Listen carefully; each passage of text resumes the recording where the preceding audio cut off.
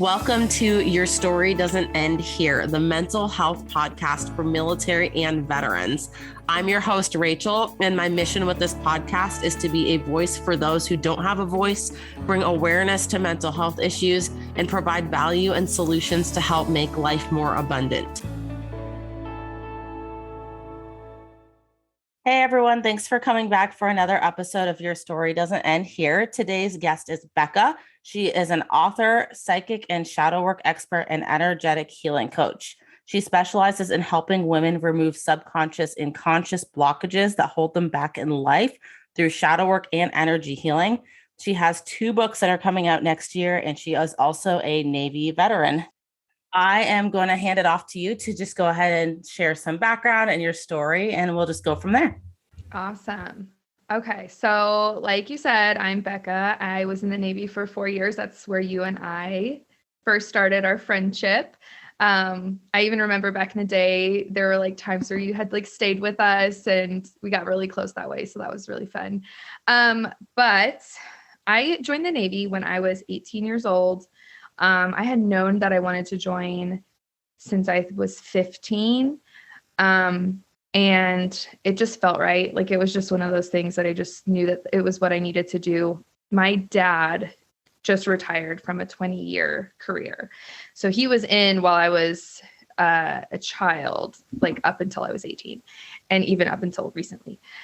So I kind of like had this idea of like, I wanted to kind of like take the baton, like I wanted to kind of step into that. And something that my dad did so right growing up for me was he never made me feel like I couldn't do things because of my sex or gender. He never made me feel like because I was a girl, I was not as capable.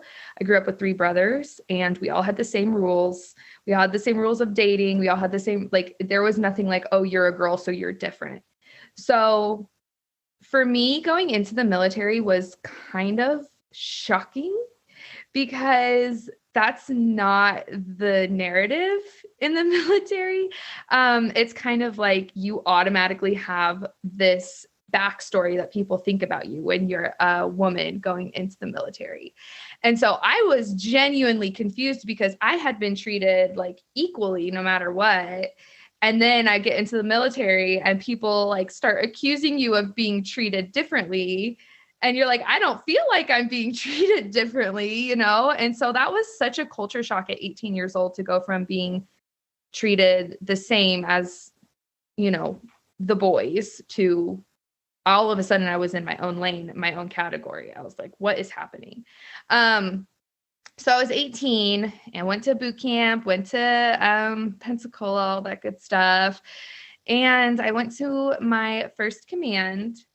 And that's where it gets that's where I think my mental health journey in the military really, really started there, I think, because being so young and being like pulled away from your family and then put in this place, I didn't have a car, like it was just very isolating. And actually I lied. I think my story started a lot before that. I started in A school because you know me. I am a creative. I am a psychic. I am a healer. I am a talker. I have no idea how I got the job that I got in the Navy.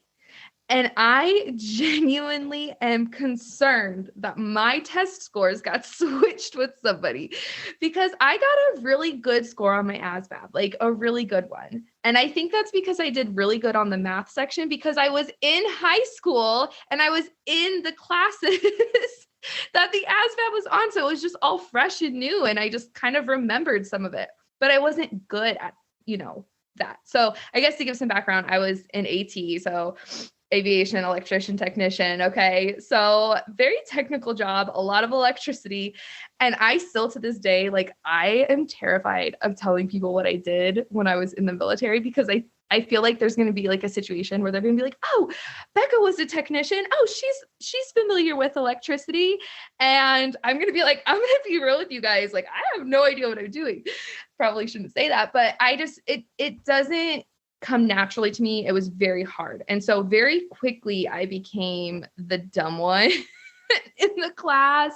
And that was hard because I had always been a gifted student. I had always been, not always, but for the most part, I knew I was smart. And then all of a sudden I was in this class and we were so honed in on this one specific subject that I was really, really, really, really bad at.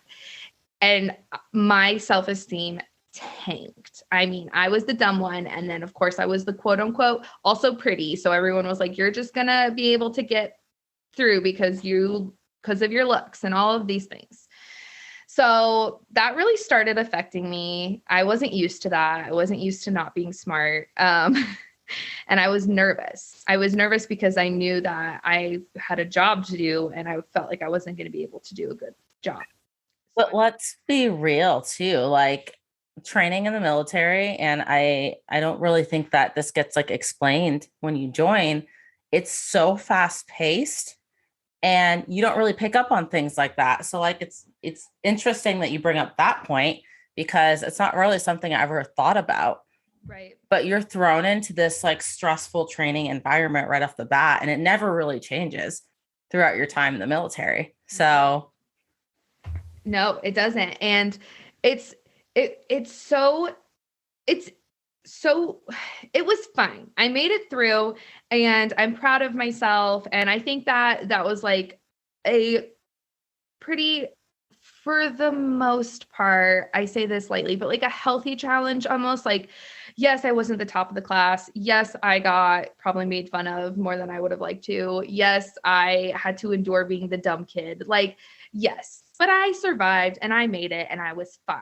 Like, whatever. But there was this seed that got planted that ended up like, it was like that like bamboo story, you know, that like it takes a few, but then once it's planted and it sprouts, it like blows up really fast. So that's kind of what happened to me. There was this there was this seed that got planted while I was there and it just kind of like sat for a while. So then that takes me to my next command, or like my first one really. And I already was feeling a little bit vulnerable in the fact that I felt like I wasn't adequate in my field. I was really upset about the job that I got. I just didn't feel like I was going to be a valuable like contributor to the Navy. Like I just was already really vulnerable about that. And I went to this work center and so the first thing that happens, there's so many levels and layers to this that I knew that this was going to happen as soon as I started talking, because I was like, I don't know what I'm going to talk about, but there's so many layers to this. There's, you know, the kind of like sexual assault prevention side, you know, and then there's the mental health side, and those kind of overlap. So I guess what I'm trying to say is immediately I knew that I felt like fresh meat. Immediately. I felt like, people had said, yeah, we looked you up on Facebook before you got here. And it just made me feel like really gross because they didn't look up the guys on Facebook before they got there. And it was just kind of like, ew, like, they're like, yeah, we always check like the girls who come in. We always stalk their Facebooks before they get here. And it's like, ew, like, don't do that. Like, you're so gross. What is that going to do? What is that helping you in any capacity? Like, you're being weird.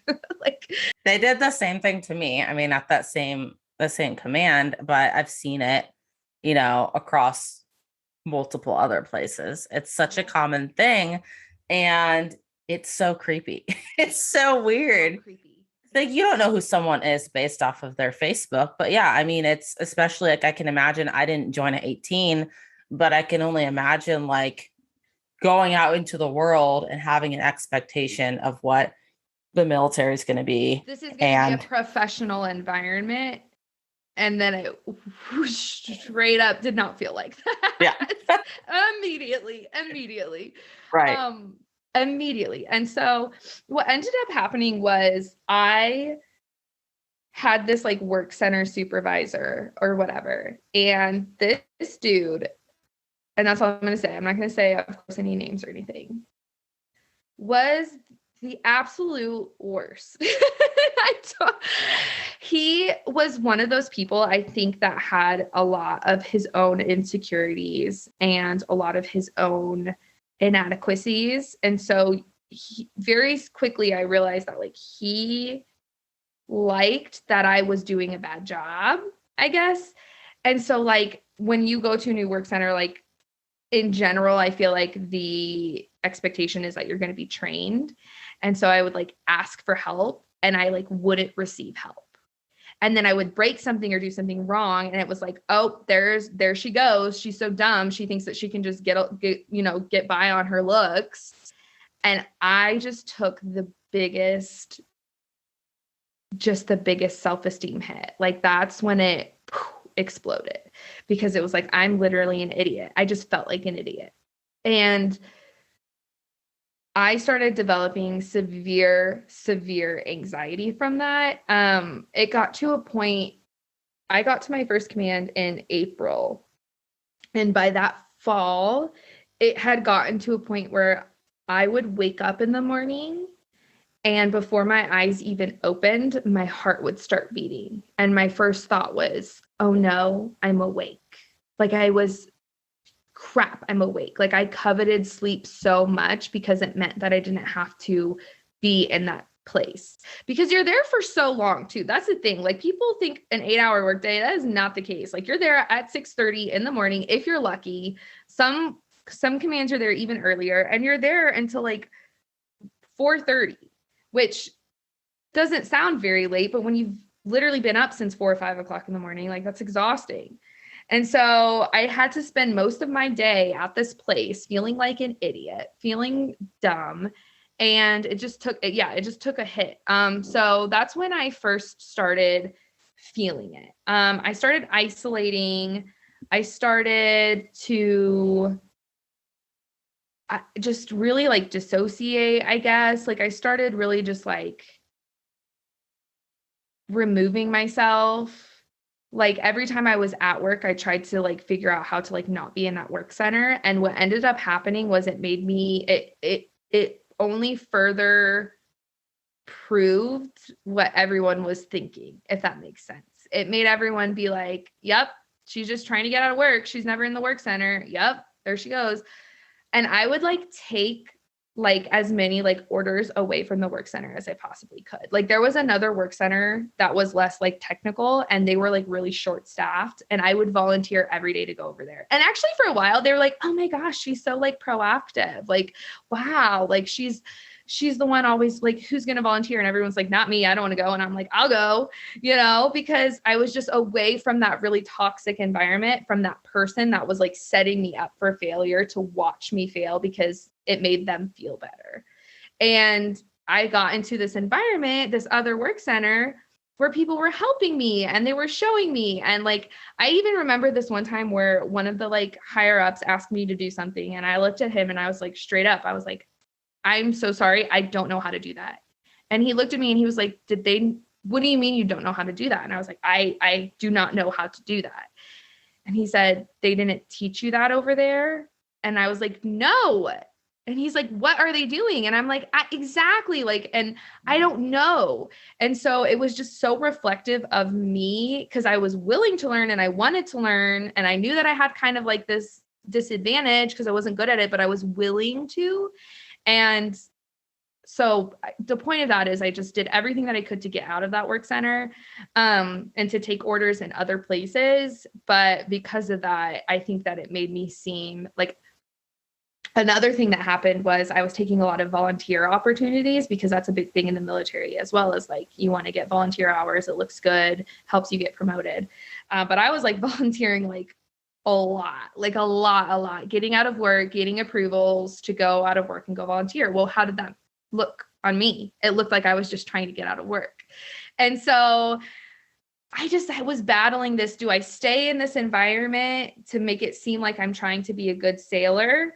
Or do I get out of this environment so I don't have an anxiety attack today? And that means that I have to take a volunteer opportunity outside of the command. Like, it was this constant juggle of what is my evil today? Like, which one am I going to choose? It was exhausting, absolutely exhausting. So, I mean, I know that there's a separate dynamic too when you're in E1, at least in that environment that we worked in. I think I was an E2 when I got there, but you're kind of following what everyone tells you. Like, this is how things go and this is how they are. And I remember like checking in and like not even understanding like the different training systems that were set up and like what I was supposed to be doing. And, you know, learning a year down the road that people were just kind of like making up their own rules and stuff. And on top of that, you have this dynamic of people that are just kind of there to be like super creepy and weird at work. And like, there's so much to like unpack here, I guess, with just like that work environment. I don't personally, looking back, I don't think that for like junior enlisted, it was the best place to be at. Mm-mm. And it's unfortunate, but yeah, I mean, so much of what you're saying like resonates with what I went through too. And it's just literally, it was just the environment and people unwilling to change and people unwilling to like embrace doing things differently. Because I remember when I tried to implement change and do things differently, it got met with so much resistance. And so, yeah, I mean, female, E1, 18 years old, like I'm sure so many people can relate to you and checking into a work center or an environment and just being met with that resistance. Mm-hmm. It was tough. I mean, it was freaking tough. And it's not even like it's just a job too. You're in this new, like, I tell people that being in the military is literally like living on a different planet. Like, it just truly is, because you're completely and totally absorbed into this new culture, this new way of thinking, way of talking, way of acting, way of being, new people. You're isolated from the people you used to know. Like, it gets almost culty sometimes. Like, oh yeah. And then if you live in the barracks too, like that's a whole other story and a whole other dynamic. Because I lived in the barracks, I'm sure you did too. Mm-hmm. That's a whole other culture. So yes, exactly. And so it was just a lot. It was a lot at first, and I quickly just started getting just very anxious and severe depression, severe anxiety. I was just sad because it wasn't what I expected it to be. I thought that I was going to be contributing. I thought that I was going to be I thought I was going to excel. I was excited to excel. I was excited to do the thing that I had seen my dad do for so long and be so good at. Like, he's won so many awards and he has just done so many great things in his service. And so I felt like I'm never going to, like, I joined to kind of like, I almost felt like I was like going to carry on his legacy in a sense. And when I realized that I felt like that wasn't going to happen, it was just a really huge hit to my ego, I guess. Which was a lesson that I didn't actually realize was a lesson until this year, probably, of like, I needed to be more kind to myself. But at the time I just really wanted to perform, you know? But it was just this idea of like, okay, this isn't who I thought I was going to be in the military. So I got very anxious very quickly. And it wasn't long before that. So this is just a trigger warning for anybody who's listening. I will be talking about like suicidal ideations. It wasn't long before that. This is what's so interesting about that, is that I didn't want to admit that I was like kind of having them because they were so unwelcomed in my mind. Like, I knew logically that that's not what I wanted. But it got to a point where my brain and my mind and my soul got so tired. There were like these little whispers every once in a while of like, well, like, you could do something about it. Like, you could stop this right now. And I knew at first immediately to shut it down. I was like, no, that's ridiculous. I'm not doing that. Like that. But the thing about it is that when it gets to that point, typically it means you are in a place that you can't fix it yourself. You need to get help, professional help. Even if you logically know something's wrong, you need to have somebody who has a different perspective coming in and helping you move past that. Because it's like, I call them invisible injuries. It's like when you break your arm. Obviously, you know it's hurt. Obviously, you know it's broken. You're not going to be like, I'm just going to let it do its thing. I know that it's broken. Okay, so go to the doctor and get it fixed, you know? And so I didn't know that at the time. I had no idea. And actually I did know. That's actually false. One of the one of the things that I did to get out of work, when I was telling you like all the volunteer stuff, I actually ironically took a assist course, which was the Applied Suicide Intervention something training, something. But ironically, I took it because I was just like, I just want to be out of work for 3 days. Like I have to be away from here. Like I'm gonna die if I'm here for another 3 days. Like that's how intense I felt. Like I legit felt if I was in that building, I would die. Like it's not logical, but it just is. So I took that course and it was actually really valuable, but I just didn't think that I was at that point yet. You know what I mean? Like I was like, okay, well, I'll be able to help somebody else, but I can't do, but I'm not there yet. Okay, Becca. Like, okay. So it got to a point where I was like having these little whispers that maybe were like once a month. And then it started getting to be like once a week. And then it was like once a day. And then I was like, okay, something's up here. And so it took a lot of courage, but I ended up going to medical, and I went and I called them and I was like, what do I need to do to get checked in? And they were like, well, just come get this packet, fill it out, and then bring it back to us. I probably on my lunch went to that building 2 or 3 times and then just drove away because I was too nervous and too afraid. But then after I did it and finally made that appointment, I felt so much better.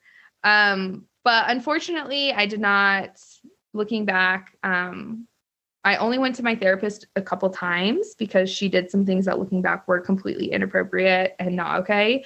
I ended up getting a better therapist a couple years down the road with the military. So I have both a good and bad experience with that.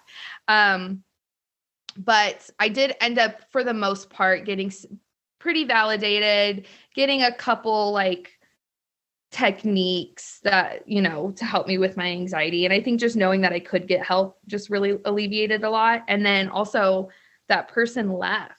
The person that was making my life absolute hell at work left. And so I was able to kind of grow a little bit more. I was able to kind of learn a little bit more. Even like now he's my husband.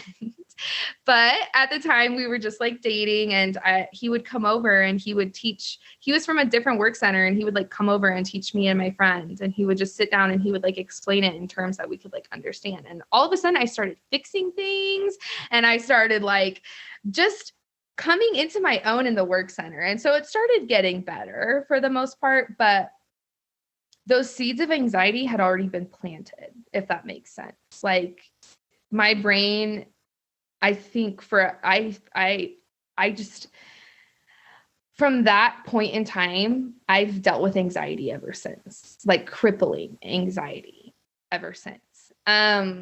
So yeah, it did get better for me. There were waves, but that's generally my like biggest mental health story when it comes to the military. Yeah, I say this all the time, but I think that mental health services, just because of the type of environment that the military in general, regardless of which branch, what type of environment that it cultivates, I think that every single service member should have like easy access to mental health services, in the way that like I don't know. I would even go as far to say that like every person's assigned a therapist that you just like talk to regularly if you choose to, and like they're If you there and choose readily to, like, available. just so you know, this is yours. If you want to go talk to them, you can go, but you never have to touch base if you don't want to. Yeah. But if you want to, they're there. I think that's a Yeah. great idea. That sounds Yeah. awesome.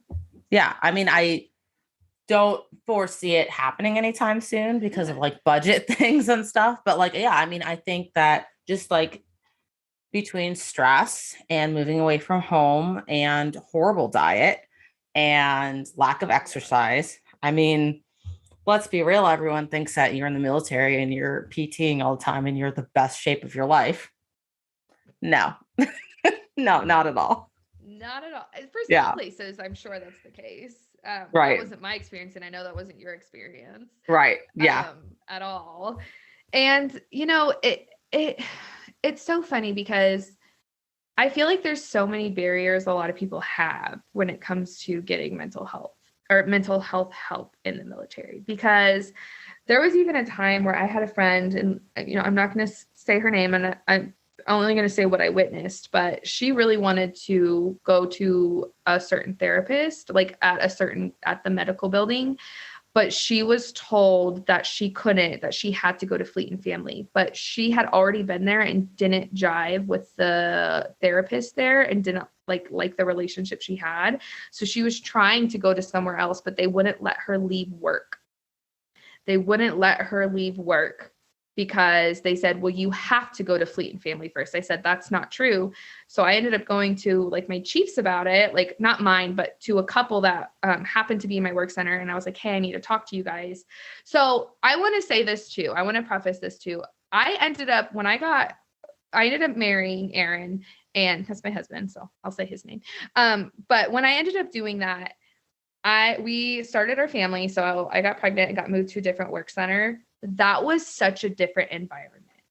Oh my gosh, was the leadership there? It was night and day compared to like my old work center. Like I felt like I was thriving. I felt like I was heard. I was understood. I was valued. I will forever be grateful for that specific chain of command that I had at that point in my life, because I was pregnant and obviously just like it was my first time having a baby. So it was just already really stressful and I was away from my family and all that stuff. So I want to say that, like, I want to give the credit where credit is due as well. But with this situation, I think the chief that I had at the time, who was seriously the best chief in the entire world, I think that she wasn't there or something. Something was going on. She wasn't there. And so I was like, hey, like, I've noticed this problem.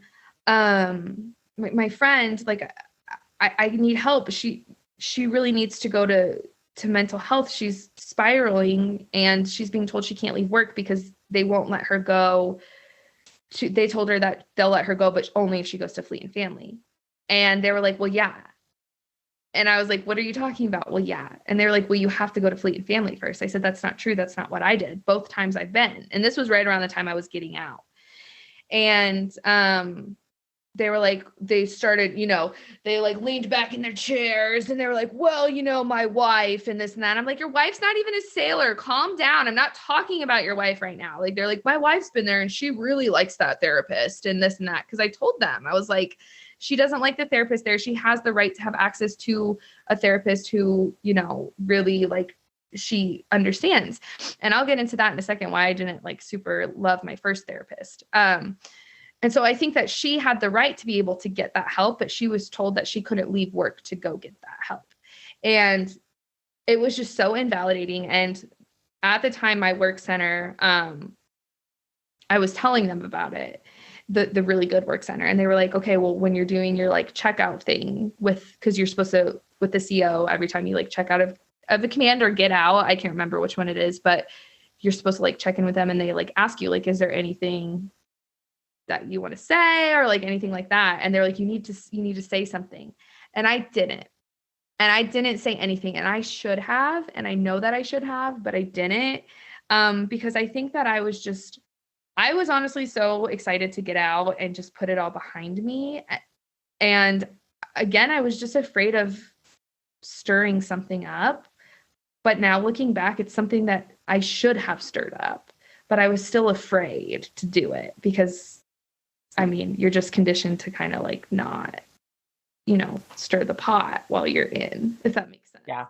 I think I did the same thing when I checked out at that particular command, but I think a lot of it had to do with me being like an E3 and feeling not empowered to be able to speak up for myself. Cause I didn't really like step into my like feeling of empowerment until like 5-6 years into being in the Navy.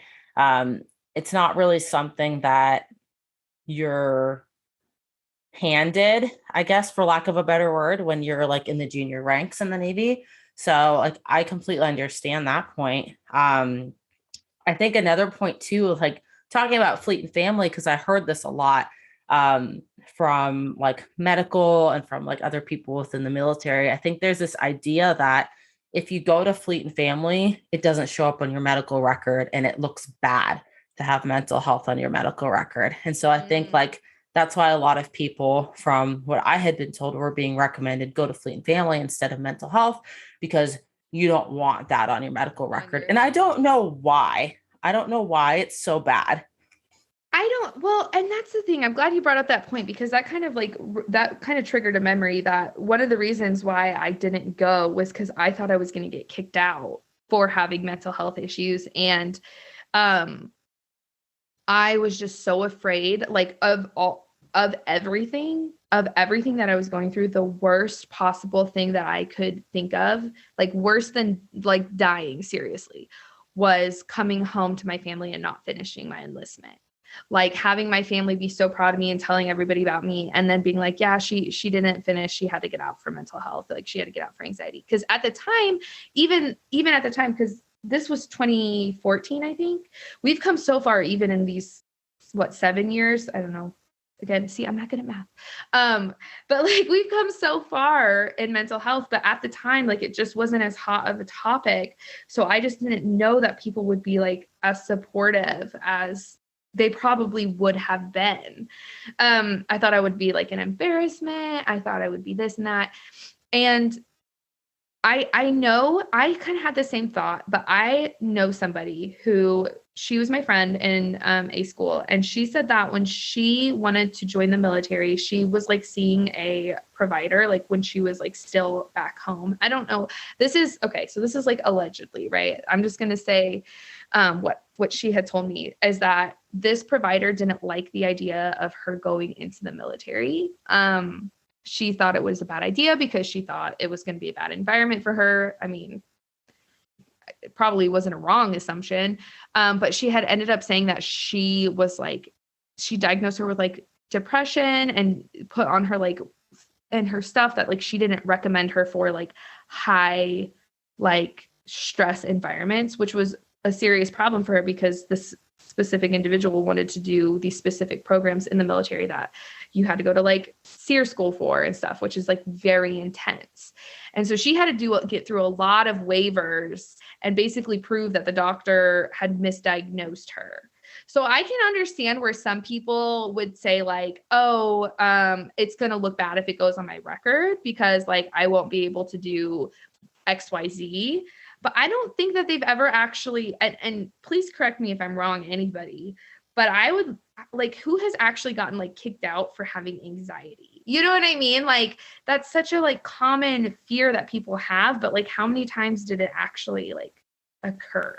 You know? Well, like I'll tell you, when I went to medical the first time, because I was experiencing pretty bad anxiety, the first thing that the corpsman told me was, you can't be in the military with anxiety. Like straight words out of his mouth told me that. Okay, and that so is that's why where people are hearing it.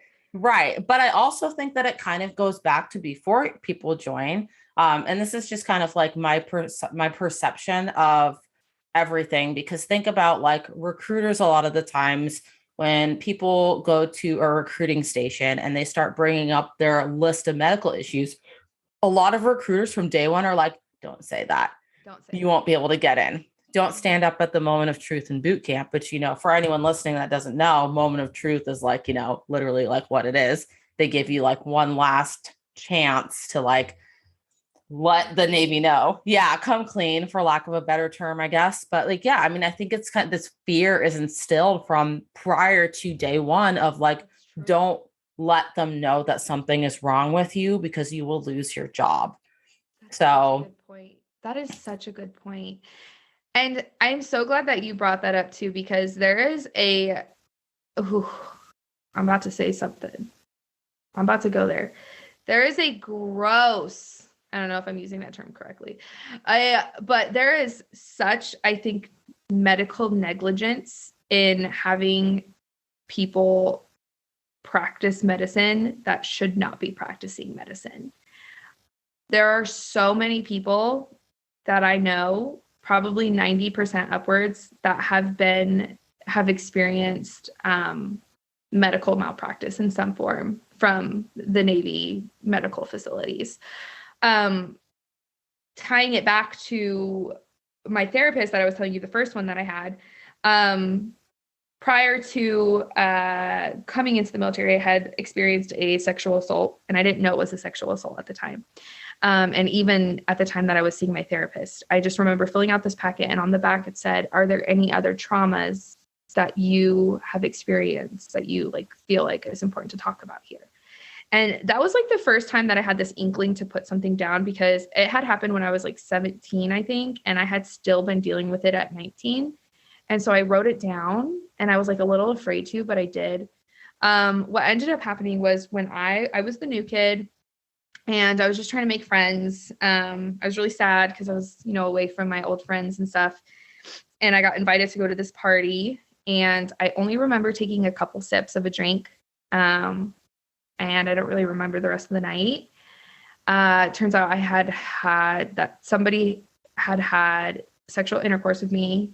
And I remember bits and pieces of it, but the next morning I woke up, and I had all these girls around me who were my friends and stuff. And I told them kind of what happened, and they were friends with the girl that he was dating, and he had just broken up, which is why he had invited me to this party. And they're like, "No, it's fine. You're totally fine." And I was like, "Okay." And, whole school found out, obviously. They stopped talking to me, dropped me. I became the school slut, the school whore. A lot of people say that they don't remember me like that, but I think that's how I remember it. So I ended up spiraling. I ended up becoming hypersexual, to kind of take back that word. You can't tell me I'm a slut because I already am one. You know what I mean? Kind of just trying to get that power back through sex, which there's a healthy way to get to feel powerful in sex, and there's an unhealthy way. And so anyways, I had just kind of written that down because I felt like maybe I was ready to talk about it, or talk about the possibility that I could have experienced an assault of some sort. And she was like, "Well, tell me about that." And so I told her what happened, and I didn't tell her that I had only remembered taking a couple sips. All I had said was "Oh, and I had been drinking, and then, I don't really remember much. I kind of blacked out." But I guess, and this is what I said. I said, "I guess that I shouldn't have been there, and I shouldn't have been drinking," which is how I felt at the time. And she was like, "Well, that shows me that you're in a really good place because you're taking responsibility for your actions." And it was from that moment, I didn't realize it at the time, but I instantly felt unsafe around this individual. I felt so invalidated because I don't care what the fuck is in my drink or not in my drink. I don't care. I have a right to not be drugged. And if I wasn't drugged, I have a right to drink whatever I want and go to sleep on the couch and have nothing happen to me. That doesn't matter. It doesn't matter what I've consumed. That does not constitute somebody taking advantage of me the way that I was, because I was incoherent, because I was inebriated, because I was blacked out.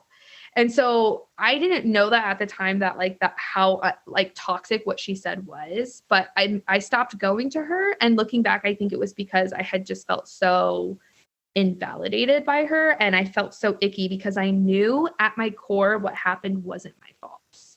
It truly, truly wasn't. And so that's why like it really upset me. I think why I like took it to heart so much when the story that I told you about my friend, when she didn't like her one therapist and then they were telling her that she had to go. I think the reason why I tried so hard to stick up for her was because I know what that felt like. Because eventually later I started getting severe anxiety again in my service. It was right before I got out, and that's pretty natural. And I loved the person they sent me to the second time around. I mean, she was great. She was awesome. So it's just kind of like, it's not a one size fits all. And when it comes to the military, I feel like it's just this, how obviously like we're trying to save the most money. So like, it doesn't matter if you don't jive with your therapist, as long as we put on paper that we gave you one, that's all that matters. Does that make sense? Right. Yeah. Yeah. And I mean, I definitely had those experiences too with therapists I didn't jive with. And it wasn't even that, like, the therapist that I saw at military mental health, it's not that she was bad or inappropriate. It just didn't feel like a good fit. And I don't think that's talked about enough, that like, if you go to a therapist and you don't feel like it's a good fit, you have every right to ask for another therapist, and you don't have to sit there and explain yourself for every reason why. It's just like, hey, this isn't a good fit. I want someone else. And that should be enough. And it's not. Well, because what are you doing when you're talking to your therapist? You're getting help. You have to open up about some pretty intense things, honestly. And so if you're not comfortable around the person you're doing that, and if it's even just something as small as like, their movements make me uncomfortable, or their, mannerisms annoy me, like, you're not going to be in this like safe space to like, I know that that's like a micro thing, but like in general, like if you're just not comfortable around this person, like you're not going to go back. And it's really hard to change your therapist while you're there. Like, I think that I asked them if I could, and they were like, no. I don't want to say that for sure, because I don't actually super remember. But I think that I had like asked about the possibility of switching, and they were like, no, like this is your, like this would like, or they were like, why or something. And I was like, I wasn't prepared to like defend myself.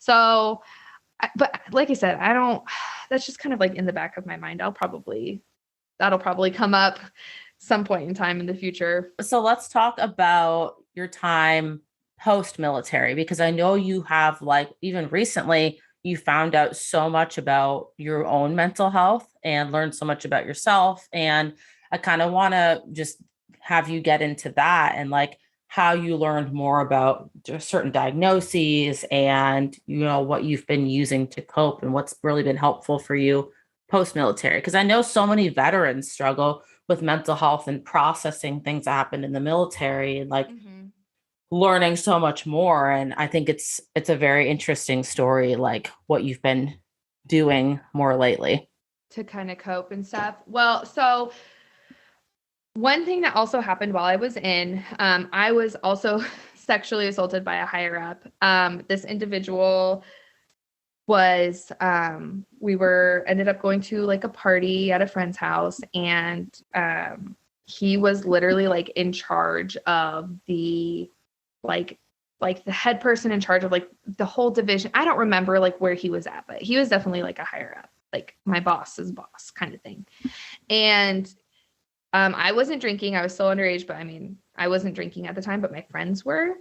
And he kept following me around. I mean, this guy was like in his 30s, and he just kept following me around all night. And it got to a point where I was like bargaining, where he was like trying to do stuff with me, and then be like, okay, if I do this, will you leave me alone? If I do this, will you leave me alone? Because I didn't want to make a scene. So I'd be like, if I give you a kiss, will you leave me alone? If I do this, if I do that. So that's definitely a story for another time, that I can definitely go into more detail about, because I think it's important to talk about that too. But with that being said,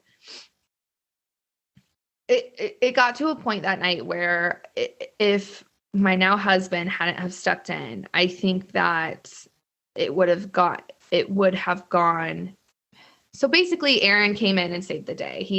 I was trying to push this person off of me. This person was about to force themselves onto me, was about to start doing some pretty terrible things. It absolutely froze. I didn't know what to do.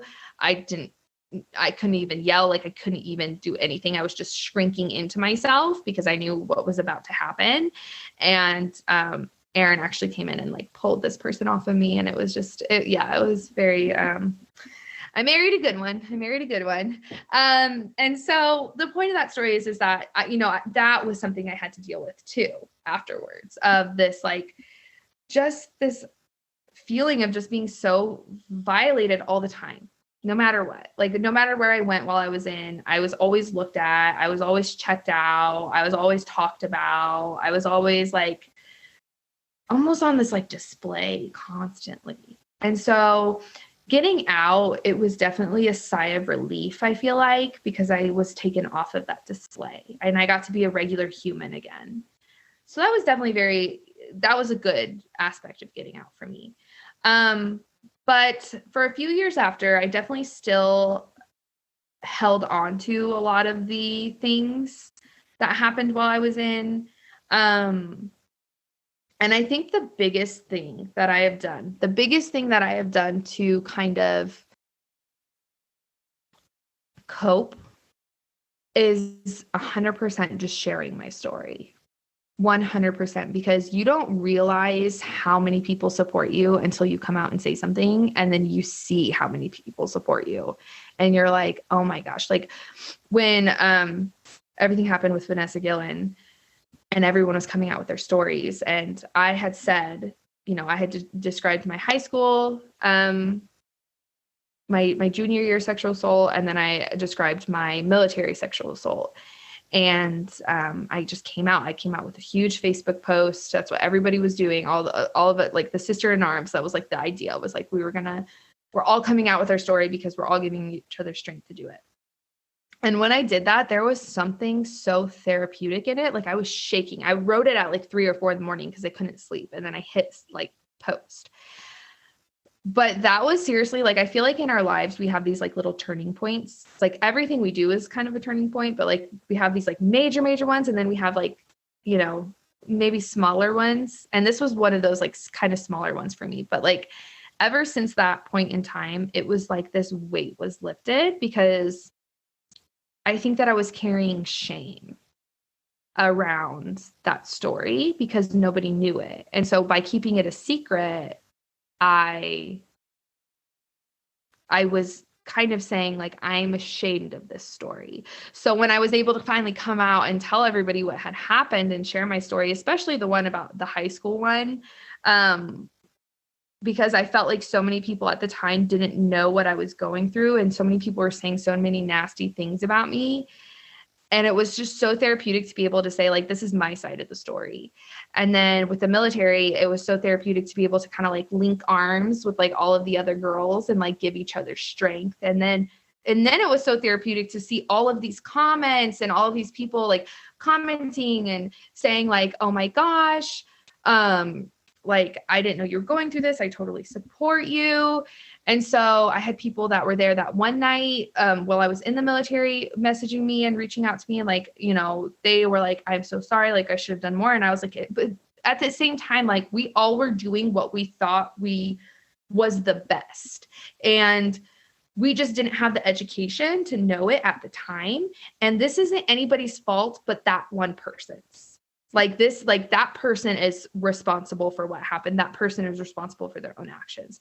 But I think that's what's given me therapy, is knowing that my story is helping other people, and that my story is making it so like people are listening, and higher ups in the Navy are listening, and people are hearing it, and something can change. Because as it stands right now, I would not send my daughter into the military, and I would not recommend other people's daughters go to the military. Like it's just, I would not even recommend people's sons go to the military at this point. Like it's all crazy right now, but it can get better.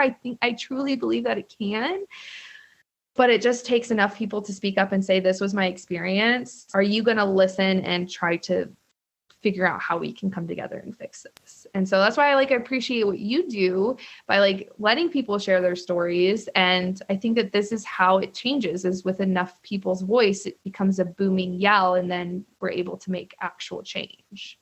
Yeah, absolutely. And that's really the whole point of this podcast, is because I look at numbers and I look at statistics that they share in the military when it surrounds mental health, suicide, sexual assault, all these like, kind of taboo topics to talk about in the military. And the numbers are, for lack of a better word, they're fucked because I experienced sexual assault in the military and I never reported it. I don't know if you ever reported yours, No, but I didn't want to get my friends in trouble. yeah, I mean that for numerous reasons, right? I mean, people don't report because I've heard stories of people reporting and just getting ostracized, or they go through this traumatic experience of 3 years waiting for someone to, get kicked out for that person to stay in. Like there's so many different reasons, but at the end of the day, if every single female that I'm talking to that has been in the Navy was sexually assaulted at some point, you cannot tell me that those numbers are correct and that the SAPR program is doing what it's supposed to do. Absolutely. And that the suicide prevention program is doing what it's supposed to do, because I fully believe it's wrong. And I like that you said that just now, because I have said this before too. I do not know a single female that I have served with that was not sexually assaulted at some point in time. I do not know one. Every single one that I know came out with a story. And that's not an exaggeration. Every single one. So there's obviously a problem. There's obviously an issue. And I think that there's like an empowerment issue. I think that there is a serious like, what's the word, when you just kind of like revamp that the program definitely needs. I think there are so many things that went wrong for the last like 20 years. There are so many things, like people don't realize that, like, for some reason the military is giving like credibility to people who, like, if you get sexually assaulted, do you know who's reporting or who's investigating your case? Most of the time it's Joe Schmo from your command. He is not a professional in the criminal justice field. He is already overworked being in the military. This is just a collateral duty for this person. And I'm not saying that this person doesn't care, but this person has no degree in criminal investigation. And so what we're doing is we're literally handing these really, really intense cases. I mean, literally heinous cases to these people that have no idea how to actually handle it. They have so many other things that they're doing. This is just a collateral duty. This is not even their full-time job. And we're expecting the results to come. We're expecting justice out of that. And it's not going to happen because these people are not equipped to be criminal investigators. And that's a problem. And that's an absolute and total problem. You cannot practice law if you do not have a license to practice law. You cannot just walk into a city and be like, I'm a police officer now. You have to have somebody that's giving you some kind of credibility. And what's happened was the military has given credibility to the wrong people, the people who shouldn't have it. And it created a breeding ground for predators. For individuals who come into the military and know that even if they sexually assault somebody, nothing is going to fucking happen. Because who's going to do it? Joe Schmo, who's overworked, just trying to get home to his family, who's doing a little investigation, quote unquote. The military does not hold its sailors to this same court of law that civilians are.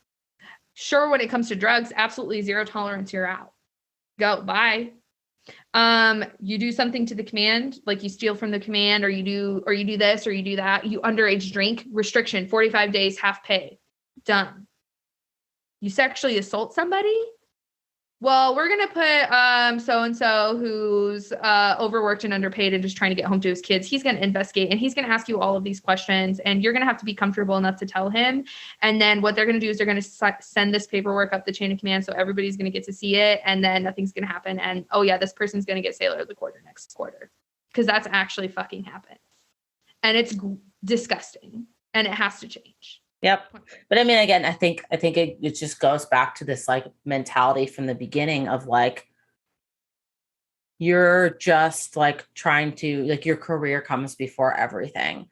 And so, it's like, oh, well, you're sexually assaulted, but it's kind of an inconvenience Yes. to the command and to the Navy if you like say something. Cause I remember when I was at the command that we were at, I had experienced a situation of sexual assault and I didn't realize it was sexual assault, but I brought it up at work and I'm an E2 and I brought it up and I said something and everyone there, all the guys there literally gave me every reason in the book why it was my fault. Like, oh, you laid on his bed. Oh, you were at his place at this time of the night. Oh, you were watching a Netflix video together. I'm like, well, I clearly said no like 10 times to this guy. How the fuck is this my fault?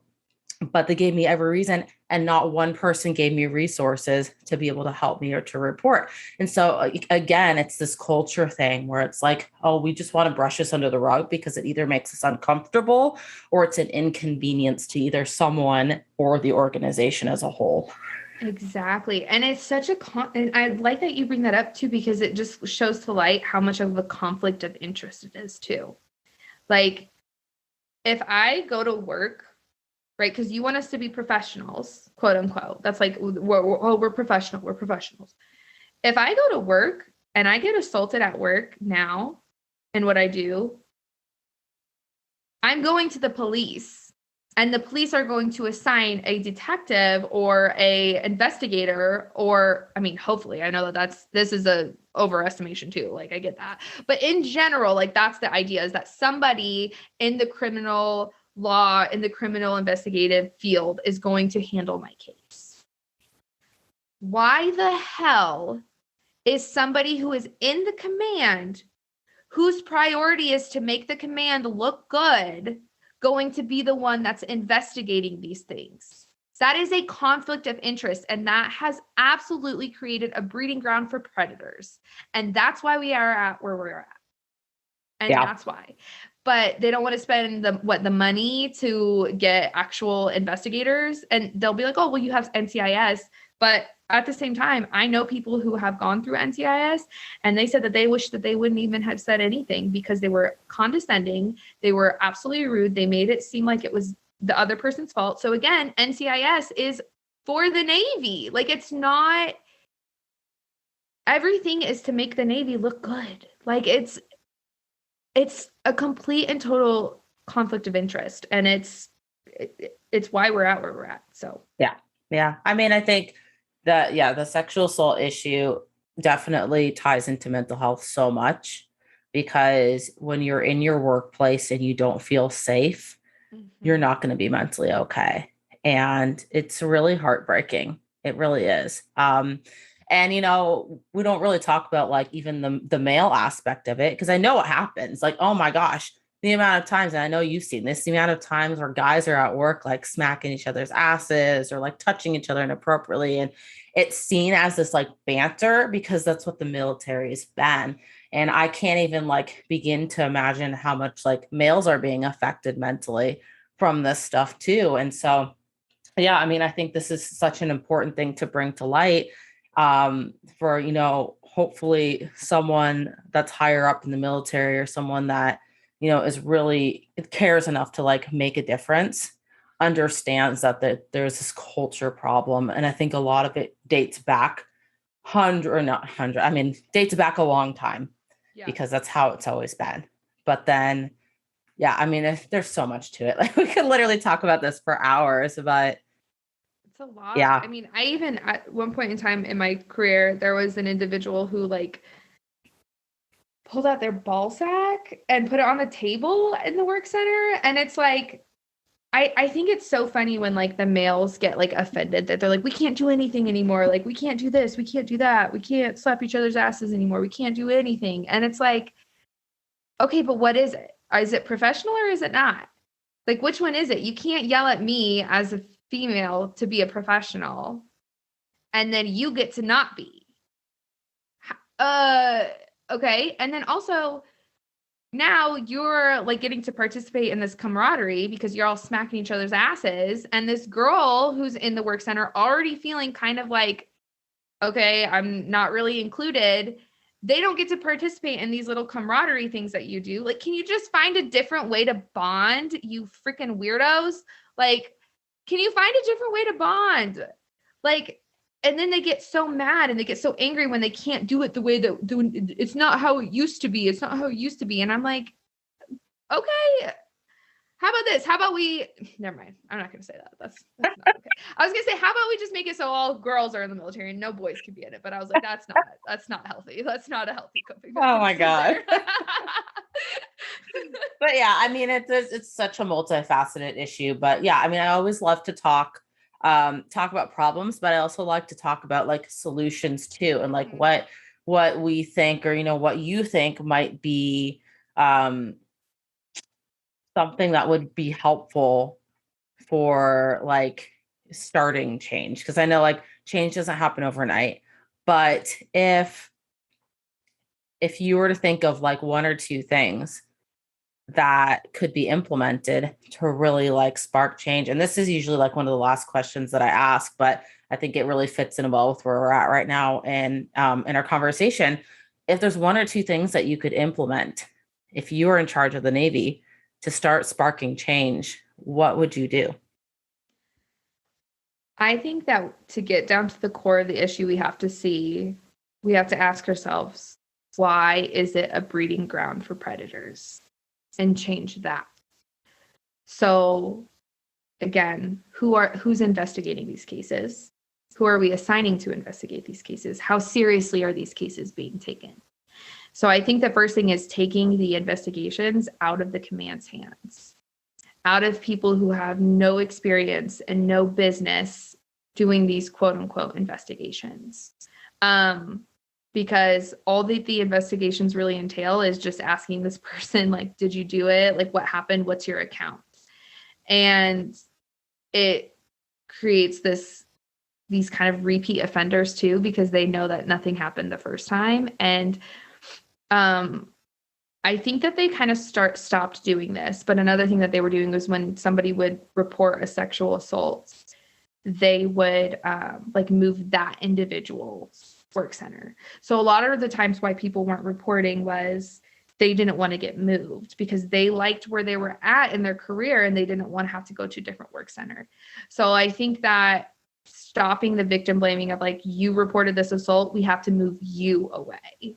Like it's kind of like, that doesn't feel right. That's a little icky. I think that they stopped doing that. I'm not sure. It's been a few years since I've been in. So I'd definitely be curious to like hear somebody else's experience on that. But in general, I think that taking the investigations out of the command's hands, because they haven't tried, which they probably haven't, but like they've proved negligent and they can't handle it.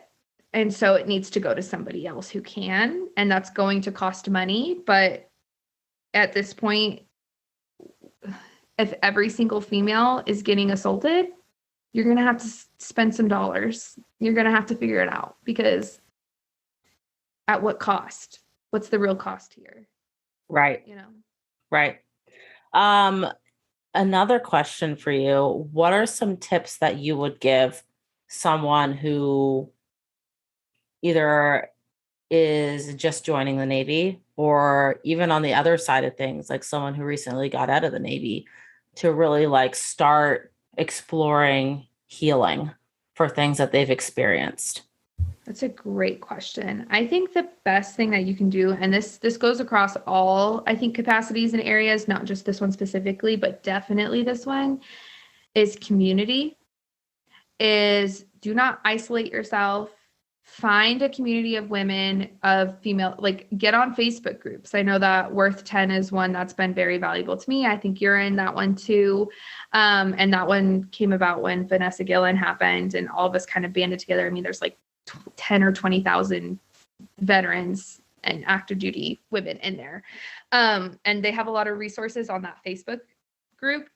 But I think in general, just getting around other women who have been through what you've been through, because, and this goes even deeper too, I think that there has been so much power that has been taken away from women over the millennia that we forgot, because it was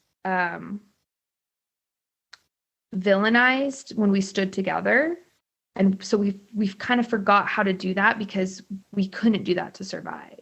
But now we're living in safer times, I think, and it's safe for us to start banding together again. And it's safe for us to start working in communities and calling people out and knowing that we're not going to turn on each other. Like, it's not going to become a witch hunt, hopefully. And I think that finding that community and that other women and people you can talk to and share your story with is just the most valuable thing, absolutely, that you can do. Because when one of us heals, we all heal, and we all help each other heal. So that community is like really important.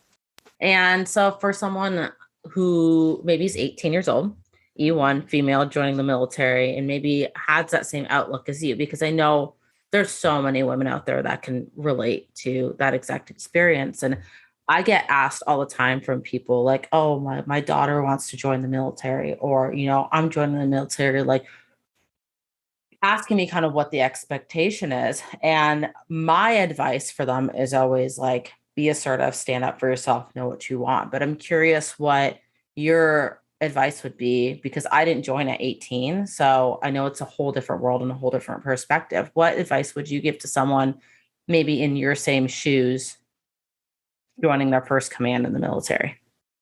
I think, this is so good. I think utilize your mental health like benefits as much as you can. B, finding that community. I mean, that's just seriously like and that's hard. That's easier said than done. I understand that. But knowing your resources, know your resources, make a fuss if you have to, because at the end of the day, your mental health and well-being is more important than the inconvenience that other person feels. Like, I think, and that's part of what my goal is and what I do professionally, as like an energy healer and a shadow work expert and helping women kind of do this, is I want to help women have the tools that when they face resistance from other people, that they have the ability to stand on their own 2 feet and say, absolutely not. You will not speak to me this way. You will hear what I'm going to say. You will be doing this because I have a right to this resource. And, I think that the best thing that you can do in that situation is if you want to have that mentality and that attitude, because I think so for so long, I feel like our power was kind of taken away. And I feel like we kind of like came back like really, really headstrong, and we're like, nobody can take us down. And like, we went like, really, really intense. But I think that there was some toxicity in that wave, And so I feel like we can kind of hone it back and say, because I went through that with my experience in the military. So I was kind of like timid and shy. And then I got really tough, and I was like really sassy. And like, that's like what I was known for a little bit there. Cause that was like, people would say stuff to me and I would just shoot it back. And I would just be like, kind of like mean and sarcastic and like sassy. But that was an unhealthy coping mechanism, right? What would have been healthy was me being like, you will not speak to me that way. Try again or something, you know what I mean? Like, not in a disrespectful way, but just in a standing on my own 2 feet. And so I think the biggest thing that you can do as a young woman in general, but also especially in the Navy, is how can you build up your self-esteem so that when you are in these situations, you feel like you can wield your power. You can, and you're not afraid to. That's the biggest thing. Right. And I totally agree with that. Were there any resources, or are there any resources that you more recently found that would be particularly helpful for someone that wants to start working on building up that side of themselves? Absolutely. There are so many. My biggest resource that I go to, honestly, and this goes back to the community thing again, is books.